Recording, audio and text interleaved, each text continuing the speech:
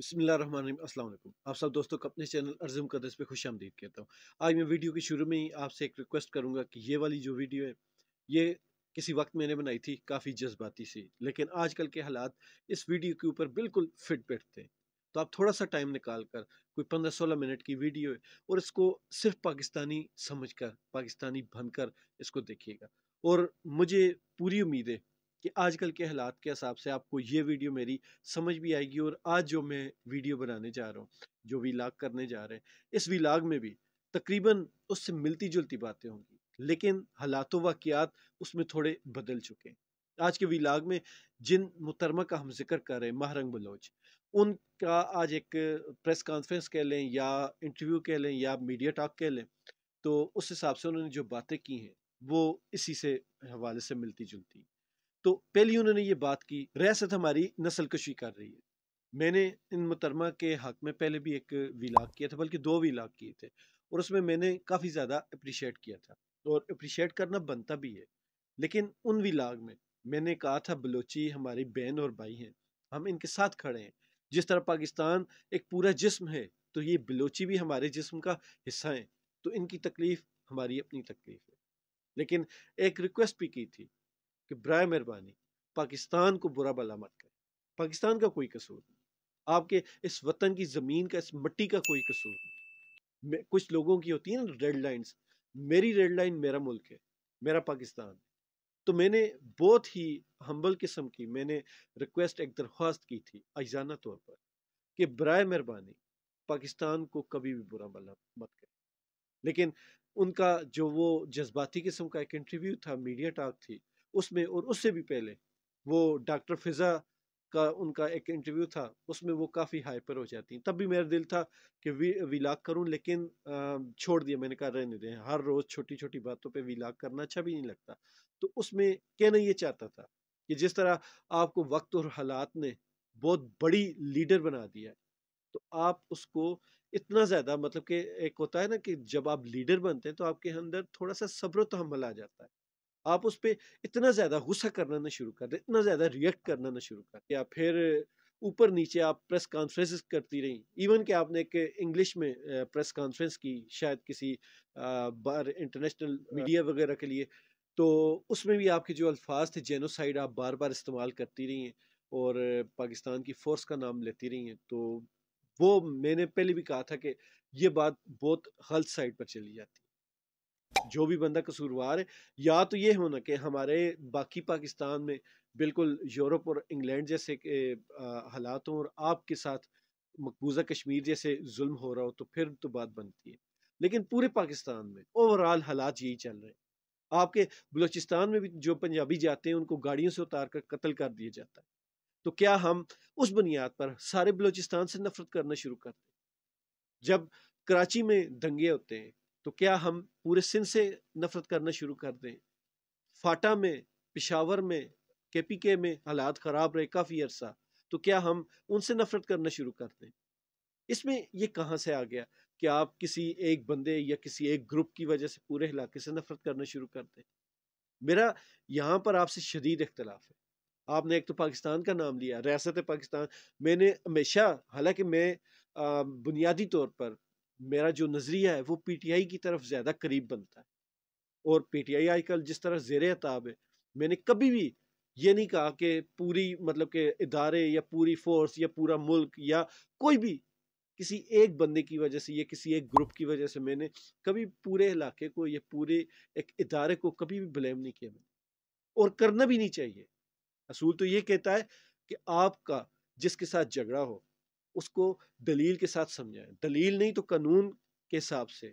अगर आपके पास कुछ भी नहीं है तो आप एक दायरे में रहकर, इखलाक के दायरे में रहकर अपना एहतजाज रिकॉर्ड करवा सकते हैं। आप जिस दिन आए थे, आपके ऊपर लाठी चार्ज हुआ, उस पर मुझे अल्लाह जानता है कि दिल से शदीद, मतलब कि किस्म की एक तकलीफ हुई थी मुझे। उसमें मैंने विलाग किया हुआ है, ये विलाग आप देख सकते हैं। उसके बाद फिर ये वाला विलाग किया था। तो दोनों विलाग में मेरी हमायत फुल आपके साथ थी और है। लेकिन आपके जो अल्फाज दिन ब दिन सख्त होते जा रहे हैं, ये किसी तरह भी काबिल कबूल नहीं है। आपका सवाल था रियासत आपकी नस्ल कुशी कर रही है, तो मेरा جواب صرف سمپل سا ہے، جتنا سمپل سا سوال ہے اتنا ہی سمپل سا جواب ہے کہ نسل کشی کسے کہتے ہیں۔ آپ کی جو اپنی آرگنائزیشن ہے، آپ کی جو تنظیم ہے، اس کا نام ہے Voice for Baloch Missing Person, تو ان کے مطابق 7,000 total missing person, the Guardian کے حساب سے 5,000 بنتے ہیں۔ پھر اور مختلف ویب سائٹ پر آپ جا کر چیک کریں گے، وہاں ٹارگٹ کلنگ اور یہ جس طرح کے ٹیررسٹ اٹیک ہوئے ان کی اگر تعداد دیکھیں تو اس میں بھی تقریباً کوئی ملتے جلتے 5,000 6,000 4,000 اس طرح کے فگر آتے ہیں، مختلف جگہوں پہ مختلف فگرز ہیں۔ تو مطلب یہ ہوا کہ جتنے آپ کے لوگ اگر مس ہوئے، غائب ہوئے، تو اتنی وہاں ٹیررسٹ اٹیک میں مارے بھی گئے۔ پھر چلیں جی، آپ کہتے ہیں کہ وہ ٹیررسٹ اٹیک بھی مشکوک تھے، تو کیا جو ٹارگٹ کلنگ ہوئی پنجابیوں کی وہ بھی مشکوک تھی؟ اگر چلیں یہ بھی مان لیں، تو آپ یہ کیوں بھول جاتے ہیں کہ گھر کے باہر سے بھی تو گھر کو بدنام کرنے کے لیے ہو سکتا ہے؟ تو پھر وہی بات ہے کہ پاکستان کا کسی بھی ملک کے الائز بھی ہوتے ہیں، اس کے دوست بھی ہوتے ہیں، ان کے دشمن بھی ہوتے ہیں، تو آپ کی جو زبان ہے، آپ کا جو لہجہ ہے، آپ کا جو طریقہ کار ہے، وہ پاکستان کے دشمنوں کے لیے سوٹیبل ہے زیادہ۔ مطلب جو مرضی ہو جائے، پاکستان کا قصور کہاں سے ہوا؟ اگر نسل کشی ہی ہو رہی ہے تو 7,000 یہ 5,000 یہ ٹوٹل 10,000 یہ آپ ہی کے جو آرگنائزیشن ہے انہی کے اعداد و شمار ہے۔ تو نسل کشی کو تو نہیں کہتے۔ کشمیر میں جا کر دیکھیں، مقبوضہ کشمیر میں 60-70 سالوں میں وہاں پہ کتنے لوگ مرے، 60-70 کو بھی چھوڑیں، پچھلے 25-30 سالوں میں کتنے مرے لوگ، اس کو کہتے ہیں نسل کشی۔ تو بہن میری، تھوڑا سا اپنے جذبات کو کنٹرول کریں۔ یہ پاکستان ہم سب کا ملک، جتنا کسی پنجابی کا حق ہے، جتنا میرا حق ہے، اتنا ہی آپ کا بھی ہے۔ میں کچھ لوگ کہتے ہیں آپ کو تانے مارتے ہیں، لیکن میں ان کے بھی خلاف ہوں۔ جتنا میرا حق ہے، جتنا کسی پنجابی کا حق ہے، جتنا کسی پٹھان سندھی کا حق ہے، کشمیری کا حق ہے، اتنا ہی آپ کا بھی۔ یہاں کسی کا کم زیادہ والا تو چکر ہی نہیں، سوال ہی نہیں پیدا ہوتا۔ تو اسی نظریے سے میں کہتا ہوں کہ پلیز اپنے اور میرے ملک کو برا نہ کریں۔ جن لوگوں سے مسئلہ ہے ان کے خلاف آپ آواز اٹھائیں، لیکن وہ بھی پورے ادارے نہیں، چند جن لوگوں کا مسئلہ ہے آپ ان لوگوں کا، جیسے ڈیتھ سکواڈ کا آپ نام لیتی ہیں، اس طرح کے نام لے کر کہیں۔ دوسرا آپ کا سوال تھا کہ پاکستانی ہمارے لیے بہت کم آواز اٹھا رہے ہیں، اور پاکستانی ہمارے ساتھ جو سلوک اور رویہ رکھے ہوئے ہیں وہ ہم یاد رکھیں گے، یہ نفرت ہم یاد رکھیں گے، اور ہم بلوچستان میں جا کر بتائیں گے لوگوں کو کہ ہمارے ساتھ یہ سلوک۔ تو یہ سیدھی سیدھی آپ نفرت پھیلا رہی، مطلب کہ پاکستانی اپنے حقوق کے لیے بھی نہیں بول سکتے، یہ حالات ہیں، تو آپ کے حقوق کے لیے کہاں سے بولیں؟ اور یقین مانیں، میرے جیسے اور بہت سارے ہزاروں پاکستانی ہیں جن کا واقعی ہی اپنے بہن بھائیوں، اپنے ملک کی جو بہن بھائی ہیں، ان کی کسی بھی دکھ در پہ دل اتنا ہی دکھتا ہے جتنا آپ لوگوں کا دکھ۔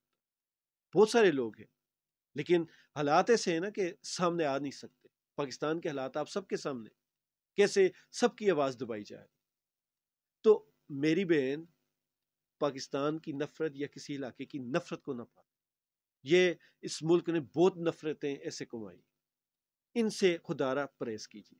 میں نے پہلے ویلاگ سے آپ کے حق میں جو ویلاگ تھا یہ والا، اس میں نے یہ باتیں کہی تھی کہ پاکستان کو برا نہ کہیں، پاکستانیوں کو برا نہ کہیں، جن سے آپ کو مسئلہ ہے انہی سے اور بہت سارے لوگوں کو بھی مسئلہ ہے۔ تو اس کا مطلب یہ تو نہیں کہ سارا پاکستان ہی گندا ہو چکا۔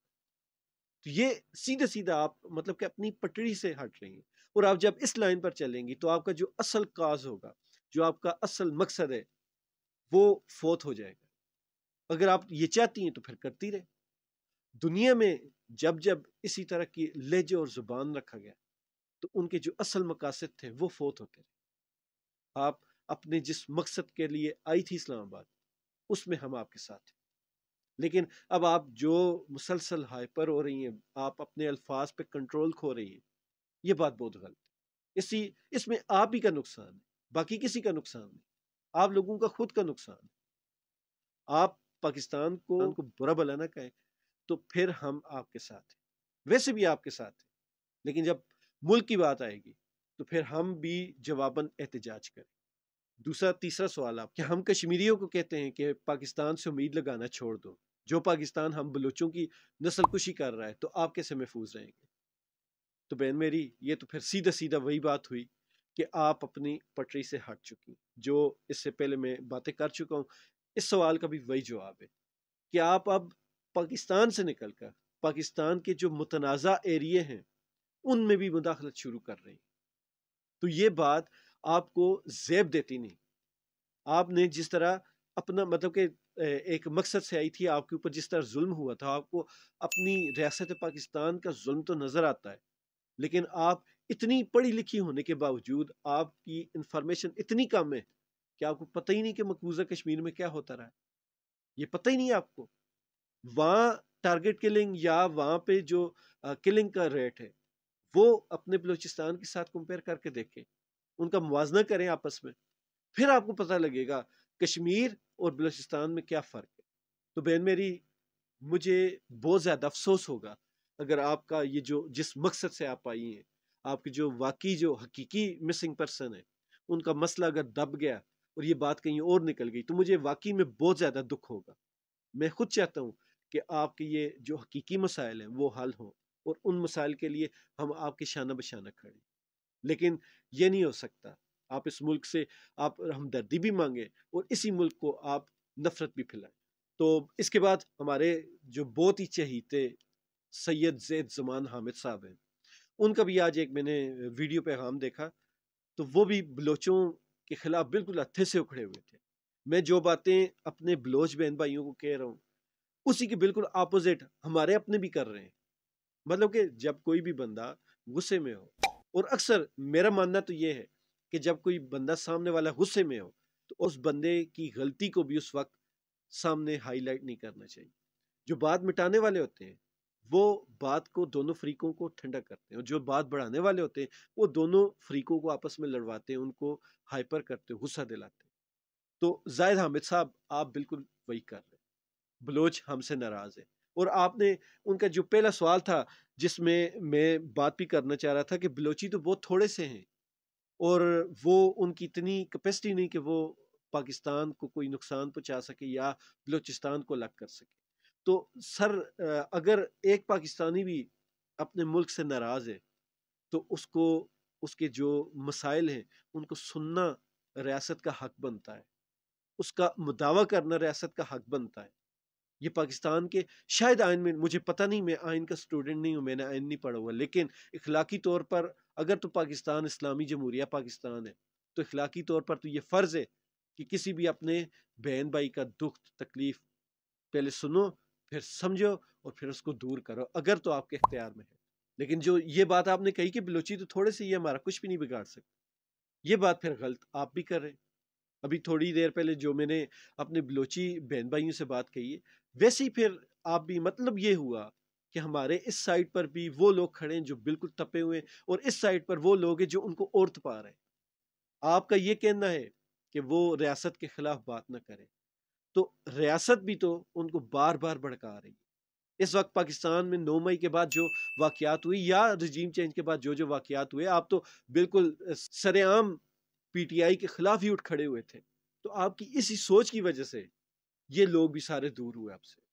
آپ نے یہ نہیں سوچا کہ کبھی ایک وقت تھا کہ آپ کے خلاف کوئی بھی بات کرے تو یہ سارے لوگ، یہ پی ٹی آئی والے ہی تھے، یہ سارے لوگ آپ کے دفاع میں کھڑے ہو جاتے تھے۔ اب وہ حالات ہے کہ جب بھی آپ کے خلاف کوئی نکلتا ہے تو کوئی بھی ان کو روکنے والا نہیں ملتا، اور پھر آپ اتنے بے ڈھنگے پن سے ان کے ساتھ بات کرتے ہیں کہ بات بجائے مٹانے کے اور بگاڑ دیتے۔ تو یہ ہمارے بلوچی بہن بھائی، چاہے وہ ایک بلوچی ہو، چاہے ایک پنجابی ہو، چاہے سندھی ہو، چاہے کشمیری، چاہے پٹھان، سب پاکستانی ہیں اور سب کے حقوق برابر ہیں۔ ان کی تعداد چاہے 5000 ہو، چاہے صرف ایک اکیلا ہو، اس کی اتنی ہی ویلیو ہے جتنی پورے پاکستان کی باقی لوگوں کی۔ دوسرا آپ نے کہا کہ حامد میر سب سے بڑا غدار ہے، تو یہ حامد میر وہی ہے نا، اسد طور کے اوپر جب اٹیک ہوا تھا تب حامد میر ایک روڈ پر کھڑے ہو کر احتجاج میں فوج کو اتنی گندی گالیاں دی تھی اس نے۔ تب ہم لوگوں نے یہ کہا تھا کہ حامد میر کو کیوں آپ نہیں پکڑتے. تب عمران خان کی حکومت تھی. تب ہمیں بھی یہ نہیں پتا تھا کہ یہ سائفر آنے والا ہے, یہ ساری کھچڑی پک رہی ہے. تب ہم وہی 5th جنریشن وار والے تھے.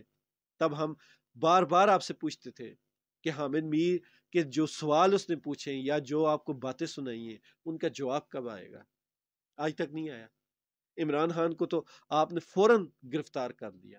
آدھی سے زیادہ پی ٹی آئی کو آپ نے گرفتار کر لیا. اس وقت جیلوں میں کتنے لوگ ہیں جن کو آپ نے ایسے چٹکیوں میں گرفتار کیا تھا. تو حامد میر آج تک باہر کیوں ہے؟ اگر وہ سب سے بڑا غدار ہے تو آج تک باہر کیوں ہے؟ اگر حامد میر آج تک گرفتار نہیں ہو سکا تو اس کا مطلب کہ آپ لوگ کمزور ہیں. اس کو ماننے پھر. تیسرا آپ نے یہ کہا کہ پی ٹی آئی اور حامد میر جیسے لوگ آج کل ملک کے غداروں کو سپورٹ کر رہے ہیں اور فنڈنگ کر رہے ہیں. تو جناب علی آپ کو یہ ایسا کیوں لگتا ہے کہ پی ٹی آئی یا حامد میر یا اس طرح کے اور جتنے بھی لوگ ہیں وہ ملک کے غداروں کو فنڈنگ کر رہے ہیں یا سپورٹ کر رہے ہیں؟ یہ لوگ آپ کے ساتھ کھڑے تھے. اپنے سے دور ان لوگوں کو کیوں اور کیسے کیا آپ لوگوں نے؟ یہ آپ کے بھائی تھے, آپ کے بچے تھے, ریاست کے بچے تھے. تو آپ نے ان کو اپنے سے دور کیوں کیا؟ کبھی اس چیز پر آپ نے سوچنا شروع کیا تو مجھے امید ہے کہ یہ جو نفرتیں آپ لوگ کما رہے ہیں یہ واپس ہونا شروع ہو جائیں گی. لیکن ایک بات یاد رکھیے گا, نفرت واپس محبت میں تب بھی بدلتی ہے جب آپ کے دل میں 200% خالص پن آ جائے.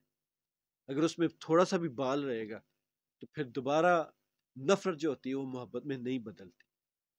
اس کو بہت ہی زیادہ احتیاط کی ضرورت ہوتی ہے. جس طرح میاں بیوی کی جو جھگڑا ہوتا ہے وہ طلاق تک پہنچ جاتا ہے نا, تو اس کو بہت ہی زیادہ احتیاط سے ہینڈل کرنا پڑتا ہے. آپ کی ایک طلاق 71 میں ہو چکی ہے. آپ بار بار کیوں یہ باتیں دہرا رہے ہیں؟ آپ بار بار یہ کیوں کر رہے ہیں؟ اور مجھے لگتا ہے کہ آپ جیسے لوگوں نے ہی اس ملک میں نفرت پھیلائی. میں ہمیشہ یہ کہتا ہوں کہ اس ملک میں نفرت نہ پھیلے, لیکن آپ کی یہ جو آج کا ویلاگ ہے اس میں ٹوٹلی نفرت تھی. اس سے پہلے آپ پی ٹی آئی کے خلاف ہاتھ دھو کر پیچھے پڑے ہوئے, اور پی ٹی آئی ساری کی ساری وہی ہے جو آپ ہی کے ساتھ کھڑی تھی. آپ ہی کے ساتھ کھڑی تھی. پھر وہ نواز شریف جو اداروں کو برا بھلا کہتا ہے وہ واپس آ سکتا ہے. وہ مولانا فضل الرحمان جس نے کہا تھا اتنا ان میں دم نہیں, اتنی طاقت نہیں کہ یہ مجھے بلا سکے. آصف زرداری جس نے کہا تھا میں اینٹ سے اینٹ بجا دوں گا. وہ مریم نواز نے جس طرح اپنے جلسوں میں نعرے لگوائے تھے وردی کے خلاف. منظور پشتین, یہ سارے لوگ آپ ان کو معاف بھی کر دیتے ہیں, ان کے ساتھ بیٹھ کر دعوتیں بھی اڑاتے ہیں, ان کو آپ سہولتیں بھی دیتے ہیں. پھر ابھی کچھ ایک ہفتہ پہلے سرفراز احمد بنگلزئی اس نے ہتھیار ڈالے. وہ بھی تو وہی تھا جن کی آپ مذمت کروا رہے ہیں. اگر آپ کو مذمت کروانے کا اتنا ہی شوق ہے تو ان سے ہتھیار ڈلوا کر ان کو قومی ادارے میں شامل کیوں کرتے ہیں؟ جب آپ ان کو اعتماد دے نہیں سکتے, ان کے اوپر اعتبار کر نہیں سکتے, تو پھر ان کو قومی ادارے میں شامل کیوں کرتے ہیں؟ مطلب یہ ہوا کہ جو بڑے لیول کے ہوں گے ان کے ساتھ تو آپ ہاتھ بھی ملا لیں گے, لیکن جو چھوٹے لیول کا ہوگا اس کو آپ حقارت کی نظر سے دیکھیں گے, اس کو دھتکاریں گے.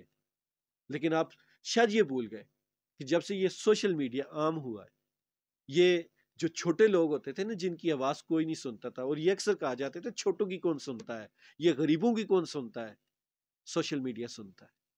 اور وہ ایسا سنتا ہے کہ اب پوری دنیا کو سنا رہا ہے, اور آپ لوگ صرف اپنی صفائیاں دے رہے ہیں. دیکھیں ایک وقت وہ بھی تھا کہ آپ جو بات کہتے تھے پورا پاکستان وہ مانتا تھا, سنتا تھا, اور پوری دنیا کو بھی پھر مجبوراً ماننی پڑتی تھی. آج ایک وہ چیز ہے کہ آپ اپنے پاکستانیوں کو صفائیاں دے رہے ہیں کہ یہ ایسے نہیں ہو, یہ ایسے نہیں ہو. ان کی وجوہات تلاش کریں. میرا ملک مکمل تب ہی ہوگا جب اس ملک کا ہر شہری ریاست سے راضی ہوگا, اور اس ملک کا ہر شہری ریاست کا احترام کرے, اور اس ملک کا ہر ادارہ مضبوط ہوگا. کسی ادارے کے کمزور ہونے سے یہ ملک کبھی بھی ترقی نہیں کر سکتا. تو ان باتوں پر غور کریں. میں اپنی محرم بلوچ بہن سے بھی یہ ریکویسٹ کرتا ہوں کہ غصہ نہ کریں, لیڈر کو زیب نہیں دیتا. اور دوسرا, پاکستان ہمارا ملک, جب تک ہم اپنے ملک کی قدر نہیں کریں گے تب تک اس ملک نے ترقی نہیں کرنی. آپ وہ کہتے ہیں نا کتا بھی جہاں بیٹھتا ہے تو دم سے صاف کر کے بیٹھتا ہے. تو ہمارا ملک ہے, ہم نے اس کی قدر کرنی. میری آپ سب لوگوں سے ہاتھ جوڑ کر یہ اپیل ہے, یہ درخواست ہے, خدا را اس ملک میں اور نفرتیں نہ پھیلیں. इस मुल्क में और नफरतें न फैलाएं। ये मुल्क वो था जिससे इसके पड़ोसी तो नफरत करते ही थे, अब इसके अंदर भी नफरतों का बीज बो दिया और वो अब दरख्त बनने के करीब। अब भी वक्त है, अब भी वक्त है इन नफरतों को रोक लें, इन नफरतों को मोहब्बतों में बदल लें। गो के बहुत मुश्किल है लेकिन नामुमकिन नहीं। इसके लिए जितनी आपने लोगों से कुर्बानियां ली हैं, अब बड़ों का वक्त आ गया कि वो इस मुल्क की खातिर अपने अनाओं की, अपनी जिद की कुर्बानियां दे और इस मुल्क का सोचे। अल्लाह ताला इस मुल्क का हामी नासिर हो। अल्लाह ताला पाकिस्तान की हमेशा हिफाजत फरमाए और अल्लाह ताला पाकिस्तान को ता क़यामत आबाद रखे और खुशहाल रखे। पाकिस्तान जिंदाबाद।